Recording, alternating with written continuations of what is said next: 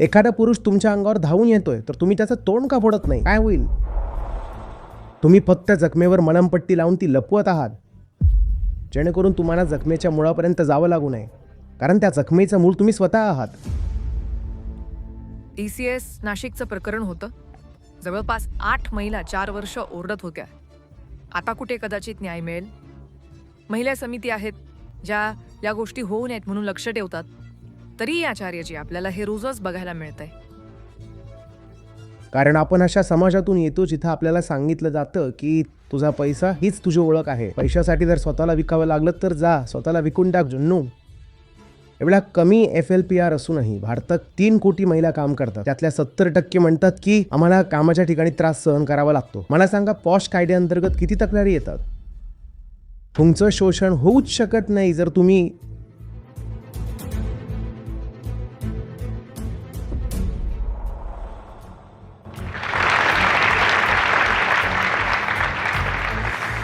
काय आपण या संपूर्ण परिस्थितीकडे या कोणातून बघू शकत नाही का की त्या महिलांची काहीतरी मजबुरी असेल ज्यामुळे त्या अशा नोकरीत टिकून राहिल्या जिथं त्यांचं शोषण होत होतं? याचं उत्तर मी देणार नाही.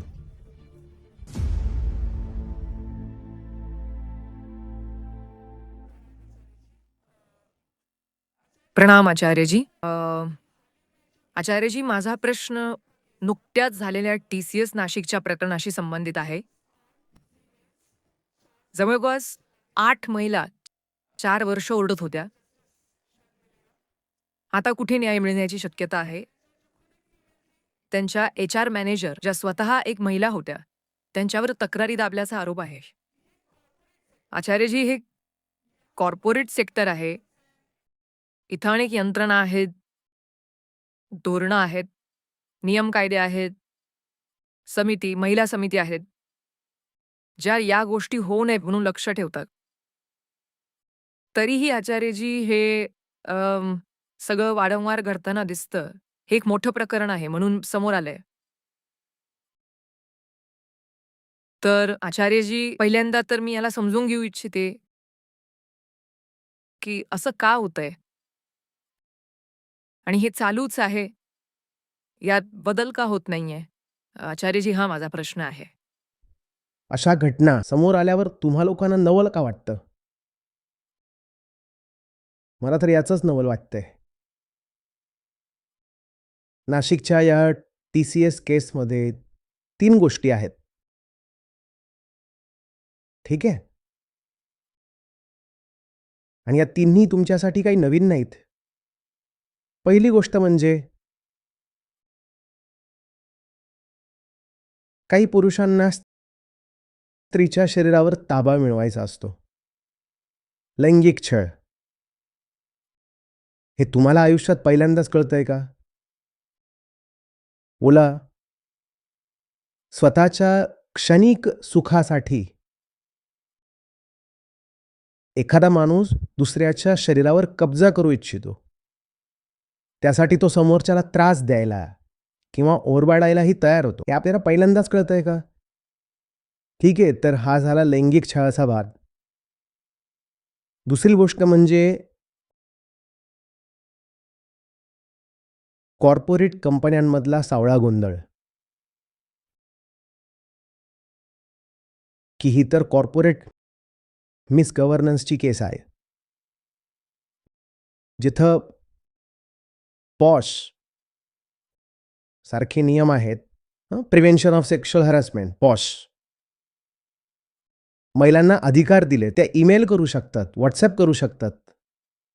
हे सगळं असूनही एका एवढ्या मोठ्या कंपनीत असा प्रकार इतके दिवस चालला,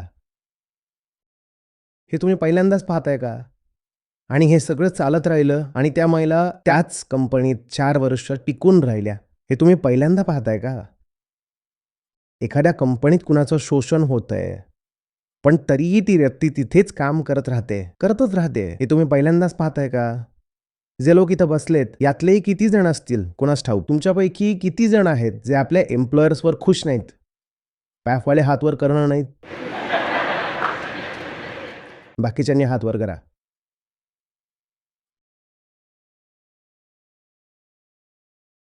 एवढं असूनही हे लोक उद्या सकाळी पुन्हा तिथेच कामावर हजर होते. त्यामुळे कंपन्यांमध्ये कर्मचाऱ्यांचं शोषण होतंय हे तुम्ही काही पहिल्यांदाच पाहत नाही आहात. मग तो पुरुष असो वा स्त्री, कर्मचारी तरी तिथेच थांबलाय आणि कुणी उघडपणे ना आवाज उठवतंय ना बंड करतंय. ठीक आहे. आणि तिसरी एक गोष्ट जी तुम्ही प्रश्नात विचारली नाही, का नाही विचारली कोणास ठाऊक. कारण मीडियात या प्रकरणाची हीच बाजू जास्त गाजतेय, ती म्हणजे धार्मिक सक्ती. कारण यात असंही समोर येतंय की तिथे जे सुपरवायझर्स होते, जो एजीएम होता आणि HR मध्ये जी महिला होती, ते सर्व मुस्लिम होते. असं सांगितलं जातंय की सेक्शुअल कन्व्हर्जनसाठी दबाव टाकला गेला. म्हणजे हेही काही पहिल्यांदाच पाहत नाही आहात. जिथं धर्माला एखाद्या टोळीची ओळख बनवलं गेलंय. प्रयत्न हाच असतो की चला लोकसंख्या वाढवूया, संख्या वाढवूया, धर्मांतर करूया आणि दुःख व्यक्त केलं जातंय की अरे त्यांची संख्या वाढते आणि आपली कमी होते. हे तर रोज वर्तमानपत्रात असतंच. मग यात नवीन काय घडतंय? नवीन काय घडतंय? धर्माचा अर्थ पूर्णपणे बिघडवून टाकलाय. धर्माचा अर्थ फक्त संख्या असा करून ठेवलाय. ही काय नवीन गोष्ट आहे? मग नवल कसल्या गोष्टीचं वाटतंय? पुरुष स्त्रीचं लैंगिक शोषण करायला कपलेला असतो हे काय तुम्ही इतिहासात पहिल्यांदाच पाहताय का? मग एवढं आश्चर्य कसलं वाटतंय? मोठमोठ्या कंपन्यांमध्ये सुद्धा प्रचंड मोठे घोटाळे चालू असतात. करिअरलाच आयुष्य मानून बसले आहेत. म्हणूनच तुमचं शोषण होत असलं तरी तुम्ही त्याच नोकरीत पडून राहता. हे सगळं तुम्ही पहिल्यांदाच पाहताय का? मग तुम्हाला आश्चर्य का वाटतं? मला तर याचं आश्चर्य वाटतं की हा मुद्दा आठवडाभर असा चाललाय, जणू पूर्ण देश थक्क झालाय. अरे, हे अनपेक्षित असं काय घडलंय? नवीन काय झालंय यात? नवीन काय घडलंय? हे तर या समाजात सतत सुरूच आहे. पूर्ण जगात हे सतत चालतंय. प्रत्येक ठिकाणी होतंय. प्रत्येक घरात होतंय. कंपन्यांमध्ये जे लोक जातात, ते आपल्या घरातून आणि समाजातूनच तर येतात. घरात, समाजात, संस्कारामध्ये जे चालू आहे, ते कॉर्पोरेशनमध्ये चालणारच ना? की चालणार नाही? मग तेच झालंय. आणि हे तिन्ही जे मुद्दे आहेत, लैंगिक शोषण, कॉर्पोरेटमधील मिसगव्हर्नन्स आणि धार्मिक सक्ती म्हणजे धर्माच्या नावाखाली कुणाला तरी जबरदस्तीने दाबणं, झुकवणं किंवा धर्मांतरासाठी प्रवृत्त करणं. या तिन्ही गोष्टींच्या केंद्रस्थानी कोण आहे? अहंकार. त्याला धर्म म्हणजे काय हे काहीच माहीत नसतं. त्याच्यासाठी धर्म म्हणजे फक्त गटबाजी. त्याच्यासाठी धर्म म्हणजे आपली टोळी बनवणं. त्याच्यासाठी धर्म म्हणजे हे इकडचं एक टोळकं, ते तिकडचं दुसरं टोळकं. चला त्यांना मारूया. मारणारच.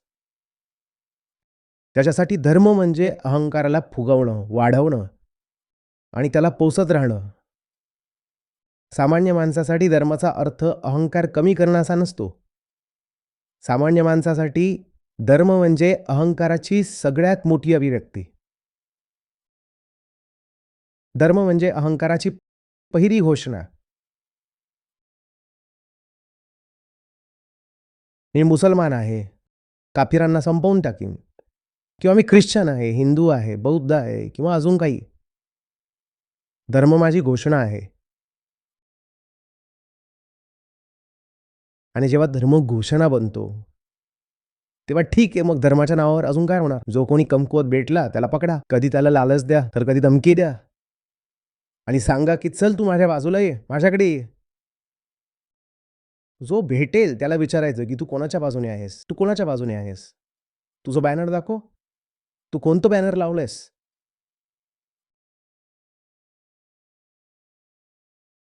यात नवीन काय आहे? हे सगळं आपल्या याच वातावरणातून, याच हवेतून निर्माण होतंय. जेव्हा माणूस धर्माला अगदी विकण्यासारखी वस्तू समजू लागलाय. जेव्हा माणसाने धर्माला फक्त टोळी बनवण्याचं रूप दिलंय. गँग बनवायची आहे. माझी गँग, माझी गँग. आणि जर मोठा धर्म असेल तर माझी इंटरनॅशनल गँग, माझी इंटरनॅशनल गँग. जेव्हा माणसाने धर्माला इतकं खाली पाडलंय, तेव्हा तो आपली संख्या वाढवण्यासाठी जिथे कुठे शक्य असेल तिथे धर्मांतराचा प्रयत्न करणारच. अजून काय तर मग आणि काय करणार? यात नवलतेत आहे. जेव्हा अहंकार शरीराला आपली मालमत्ता समजू लागतो, तेव्हा आपली अस्वस्थता तो शरीराच्याच माध्यमातून मिटवू पाहणार ना. आता तुम्ही तरुण झाला आहात आणि यात अहंकार अक्षरशः तडफडतोय. तो अस्वस्थ आहे स्वतःच्याच अपूर्णतेमुळे. आयुष्य नक्की काय असतं हेच माहीत नाहीये. कसं जगायचं, काय करायचं, काहीच पत्ता नाहीये. मग पहिली गोष्ट काय समोर येते? पहिले साधन काय मिळाले? शरीर. आपली अस्वस्थता शरीराच्या माध्यमातून मिटवूया. शरीराच्या माध्यमातून कशी मिटवणार? तर या काही मुली आहेत, यांच्यावर माझं नियंत्रण चालतं. या मला रिपोर्ट करतात आणि मला वाटतंय की यांना पैशांची गरज पण आहे. चला त्यांना पकडा आणि त्यांचा लैंगिक छळ करा. मला माहिती आहे का, नुकताच एक लिंक्डइन सर्वे झाला होता. छळ नाही, पण काम करणाऱ्या 70% महिलांनी असं म्हटलंय की त्यांना सेक्शुअल होस्टिलिटीचा सामना करावा लागतो. होस्टिलिटी हॅरॅसमेंट बनेल असं नाही, पण काम करणाऱ्या 70% महिलांनी हे सांगितलंय की त्यांना हे सगळं सहन करावं लागतंय. 70% हा आकडा खूप मोठा आहे. भारतात जवळपास 3 कोटी महिला काम करतात. खरं तर हे प्रमाण खूपच कमी आहे. आपला FLPR फक्त 32% आहे, तर जगाचा 52% आहे. आपला फक्त 32% आहे. एवढ्या कमी दरानंतरही 3 कोटी महिला काम करतायत आणि त्यातल्या 70% म्हणतात की आम्हाला सेक्शुअल होस्टिलिटीचा सामना करावा लागतो. आता सांगा, पॉश अंतर्गत किती तक्रार येतं? खाजगी कंपन्यांमध्ये 3000 पेक्षाही कमी. पॉश कायदा 2013चा आहे, खूप जुना आहे. आता 10 वर्षांहून जास्त जुना झालाय. तरीही आजही वर्षभरात लैंगिक छळाच्या ज्या तक्रारी महिला करतात, या फक्त 3000 आहेत. त्यात PSU वगैरे सगळं जोडलं तरी हा आकडा 10-20 हजारापर्यंत जाईल. पब्लिक सेक्टर जरी जोडलं तरी 3000 वरून तो 10,000 होईल. 20,000 पर्यंत जाईल. 3 कोटी महिलांच्या समोर 10-20 हजार म्हणजे काय? 0.1% पेक्षाही कमी. 0.1% पेक्षाही कमी. 70% महिला म्हणतात की कामाच्या ठिकाणी सेक्शुअल होस्टिलिटी आहे आणि तक्रार करायला किती जातं? मग बाकीच्या काय करतायत? बाकीच्या करिअर बनवतायत. कारण आपण अशा समाजात राहतो जिथं आपल्याला सांगितलं जातं की तुझा पैसा हीच तुझी ओळख आहे. पैशासाठी जर स्वतःला विकावं लागलं तरी विकून टाक झुन्नू. जा जा.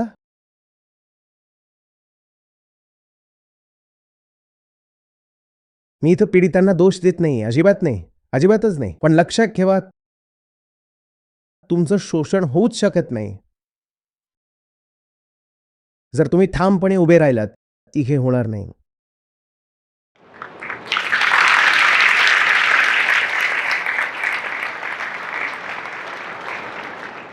FIR नक्कीच व्हायला पाहिजे. दोषींना शिक्षा मिळायलाच हवी आणि ती मिळेलही. हे प्रकरण मीडियात इतकं गाजलंय की दोषींना नक्कीच शिक्षा होईल. शिक्षा मिळणं ही चांगलीच गोष्ट आहे. पण त्यांना शिक्षा मिळाल्याने महिलांचं लैंगिक शोषण थांबणार नाही. महिलांचं लैंगिक शोषण फक्त महिला स्वतःच रोखू शकते, दुसरं कुणी नाही.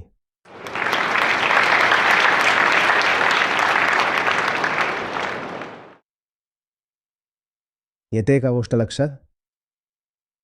लोक म्हणतायत की अरे पॉशने काम केलं नाही, पॉशने काम केलं नाही, मॅनेजमेंटने लक्ष दिलं नाही. इतके ईमेल पाठवले होते, इतके व्हॉट्सॲप मेसेज केले होते, पण कोणीच लक्ष दिलं नाही. तुम्हाला असं सुचवायचं आहे की व्यवस्था तर नीट बनवली, तिचं पालन झालं नाही. तुम्हाला असं म्हणायचं आहे की ही समस्या प्रोसिजरल आहे, म्हणजे नियमांचं पालन झालं नाही. मी तुम्हाला सांगतोय की ही समस्या स्ट्रक्चरल आहे. मुद्दा हा नाहीये की व्यवस्था चांगली होती आणि ती नीट चालवली गेली नाही. मी म्हणतोय की तुम्ही जी व्यवस्था बनवली आहे तीच मुळी चुकीच्या पायावर उभी आहे. प्रॉब्लेम स्ट्रक्चरल आहे. पॉश वगैरे नियम नक्कीच असायला हवे. मग तुम्ही काय करणार तर महिला तिथं तक्रार करायला गेलीच नाही तर? तर काय करणार आहे? आणि ज्या प्रकरणांमध्ये तक्रार होते, त्यातल्या किती जणांना प्रत्यक्षात शिक्षा होते? काय करणार तुम्ही? लक्षात ठेवा, जोपर्यंत आपण ती जमीनच बदलत नाही, ज्यातून अशी विषारी झाडं उगवतात, तोपर्यंत अशा वेगवेगळ्या विषारी फांद्या किंवा झाडं कापून काहीच होणार नाही. तुम्ही 3 कापाल 30 तयार होतील. गोष्ट लक्षात येते का? हा माणूस आहे भाऊ, माणूस. याला माहितीच नाहीये की हा कोण आहे. त्यामुळे स्वतः नक्की कोण आहे हे न ओळखताच तो दोन्ही मिळून कट्टर होतो आणि आपल्याच धर्माला आपली ओळख मानून बसतो. मला माहीत नाही की मी कोण आहे आणि धर्म म्हणजे नक्की काय आहे. पण तो म्हणतो की नाही मी हेच आहे आणि मी हे करून टाकेन. जीव घेईन आणि हे सर्व करेन. काहीही करीन. स्वतःचा जीव देईन, आत्महत्या करीन, जिहादी बनेन. हा असा माणूस आहे. या माणसाला खऱ्या शिक्षणाची गरज आहे. आणि मी त्या शिक्षणाबद्दल बोलत नाहीये जे आपल्या शाळा कॉलेजात मिळतं. ते शिक्षण तर त्या TCS वाल्यांकडेही असेलच. मी आंतरिक शिक्षणाबद्दल बोलतोय. Education of the self. आणि जोपर्यंत तुम्ही भारत आणि जगातील प्रत्येक मुलाला हे स्वतःला ओळखण्याचं शिक्षण देत नाही, तोपर्यंत प्रत्येक कंपनी, मग ती खाजगी असो वा सरकारी, IT क्षेत्र असो वा दुसरं काही, तुम्हाला असे घोटाळे पाहायला मिळतच राहणार. अशा घटना घडतच राहतील. आणि 100 पैकी एखादी दुसरी घटना अशी समोर आली, तर तुम्ही काही दिवस गोंधळ कराल आणि नंतर सगळं शांत होईल. जी मूळ समस्या आहे ती समजून घ्या. तरच खरा तोडगा निघू शकेल. आपण फक्त वरवरच्या गोष्टींवर बोलतोय. आपण जखमेवर बँडेज लावतोय. रंगीबेरंगी बँडेज, सुगंधी बँडेज. पण मी तुम्हाला सांगतोय की बँडेज इज द बॉन्डेज. तुम्ही बँडेज लावून फक्त जखम लपवत आहात. जेणेकरून तुम्हाला जखमेच्या मुळापर्यंत जावं लागू नये. कारण त्या जखमेचं मूळ तुम्ही स्वतः आहात. आता मी ज्याच्याशी बोलतोय, द इगो, तो अहंकारच म्हणतोय की त्याला जखमा झाल्यात आणि तो जखमीच्या मुळापर्यंत जाणार नाही. कारण तिथे तो स्वतःलाच पाहिल. जोपर्यंत आपण आपलं शिक्षण आणि आपला समाज बदलत नाही, तोपर्यंत असे प्रकार कधी या रूपात तर कधी त्या रूपात सुरूच राहतील. तुम्ही हे थांबू शकणार नाही.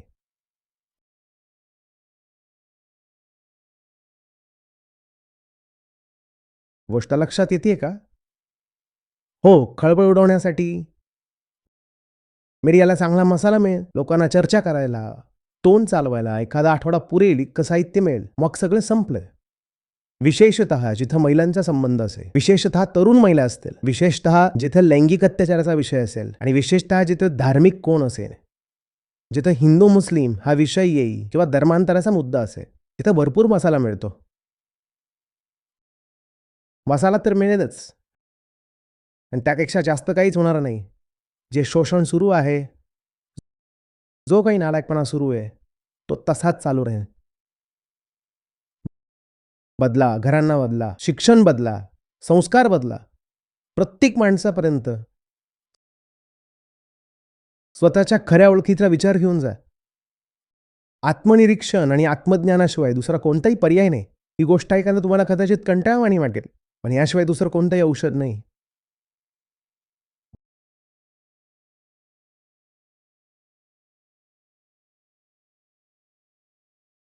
आचार्यजी, याच विषयावर अजून एक छोटी गोष्ट आहे. आपण या सगळ्या परिस्थितीकडे या नजरेने बघू शकत नाही का, की त्या ज्या महिला होत्या, त्यांची काहीतरी मजबुरी असेल, ज्यामुळे त्या नोकरीत छळ होत असतानाही तिथेच राहिल्या? आणि भारतात काम करणाऱ्या 70% महिला जर हे सगळं सोसत असतील, तर त्यांच्याकडे दुसरं काही नसेलही. कारण आपल्याकडची व्यवस्था अशी आहे, जिथं स्वतःच्या पायावर उभं राहण्यासाठी पैसे कमावणं ही त्यांची मूलभूत गरज आहे. त्यामुळे त्यांची ही मजबुरी त्यांच्या छळासाठी अ, याचं मी उत्तर देणार नाही. माझी मजबुरी आहे.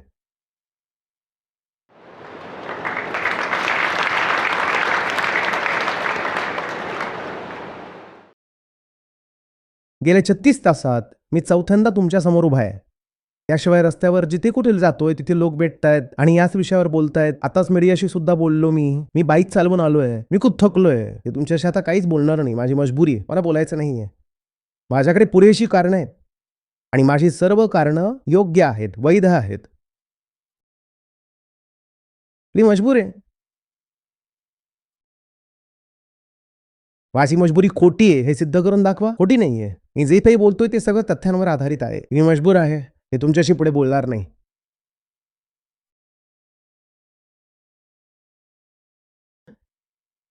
अरे, एक दिवस तर मरणारच आहात ना. मृत्यूसमोर तर मजबूर व्हावंच लागणार आहे ना. त्याआधी कशाला मजबुरी मजबुरी म्हणून नडताय. मजबुरी हा एक प्रकारचा सौदा असतो. त्यात स्वार्थ दडलेले असतात. मी पुन्हा सांगतोय, मी विक्टिम ब्लेमिंग करत नाहीये. पण ही एका निवडीची गोष्ट असते. ही तुमच्या चॉईसची गोष्ट असते. मी शोषण मान्य करतोय, कारण त्या बदल्यात मला काही लाभ मिळतायत. तुम्हाला जे लाभ मिळतायत ते खूप छोटे आहेत आणि जे तुम्ही गमावताय ते खूप मोठं आहे. पण हे तुम्हाला सांगणारं कोणी नाहीये. नाहीतर तुम्ही आत्ताच्या आत्ता बंड केलं असतं. तुम्ही हे सोसत बसणार नाही. जो कोणी तुमच्यावर धावून येईल त्याचं तुम्ही आत्ता तोंड फोडाल. मग तो पुरुष असो, तुमचा बॉस असो, सुपरवायझर असो, हिंदू असो वा मुसलमान असो, तुम्ही कुणालाही सोडणार नाही.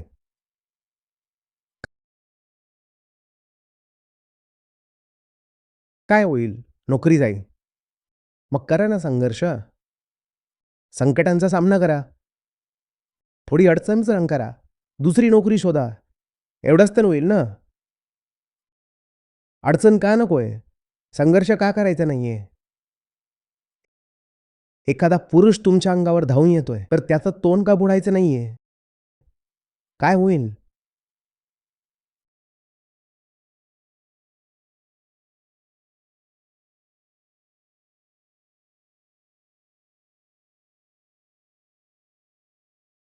शोषण करणार तर नालायक आहेच. पण जो शोषण सहन करत राहतो, त्याच्याबद्दल सहानुभूती ठेवणं सुद्धा योग्य नाही.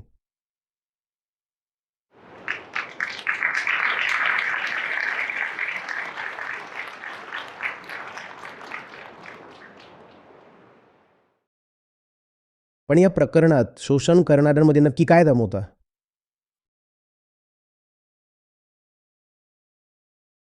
ते काही खूप मोठ्या पदावर बसलेले प्रभावशाली लोक नव्हते.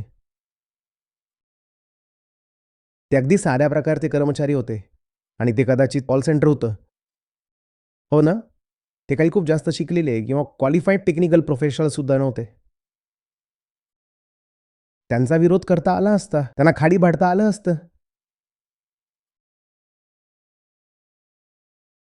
कुणीतरी तुमच्यावर 2-2 बाजूंनी धावून येतोय. तुम्हाला सांगतोय की धर्म बदला. तुम्हाला कपडे उतरवायला सांगतोय. तुम्ही त्याचं तोंड का फोडत नाही? तुम्ही जीकेचे विद्यार्थी आहात ना? काय म्हणताय श्रीकृष्ण? स्वधर्मे निधनम श्रेय आणि परधर्म भयावह असतो.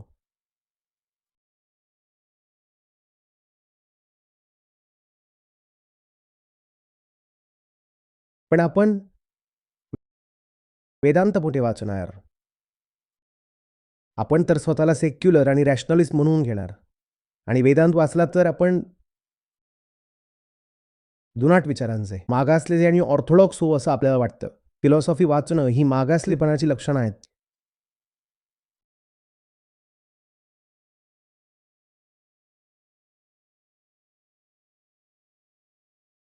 गांधींकडे काय होतं? ताकद होती का वाक्य होतं? एक हडकुळा माणूस आणि तो नेतृत्व सुद्धा गरीब लोकांचा करत होता. पण त्या माणसाला स्वतःच्या नजरेतून जे काही प्रामाणिकपणे योग्य वाटायचं ना, त्यावर तो ठाम राहायचा. गांधीजींची ताकद होती त्यांची जिद्द, सत्याबद्दलचा त्यांचा आग्रह. आता ते ज्याला सत्य समजायचे हे कोणत्या मर्यादेपर्यंत सत्य होतं यावर चर्चा होऊ शकते, पण एक गोष्ट नक्की होती, त्यांना जे योग्य वाटायचं त्यापासून ते कधीच मागे हटायचे नाही. शत्रू किती ताकदवर आहे हे त्यांनी कधी पाहिलं नाही. याचा परिणाम काय होईल हेही त्यांनी पाहिलं नाही. आणि परिणाम तर काही होऊ शकत होता, काहीच नक्की नव्हतं. इंग्रजांचं काही बिघडलं नसतं, त्यांनी यांना मारून टाकलं असतं जसं त्यांनी अनेकांना मारलं होतं. फक्त एक काकी लागायचा उशीर होता. म्हातारा माणूस तो.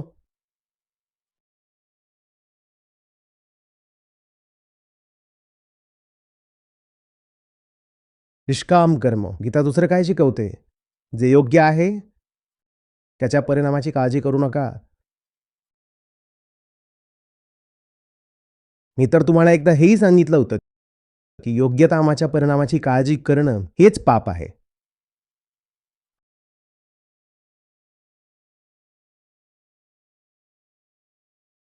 हां,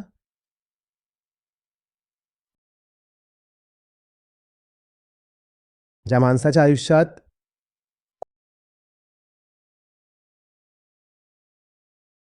कृष्णाचं कुरुक्षेत्र उतरू लागतं ना, त्याला कोणी दागू शकत नाही आहे.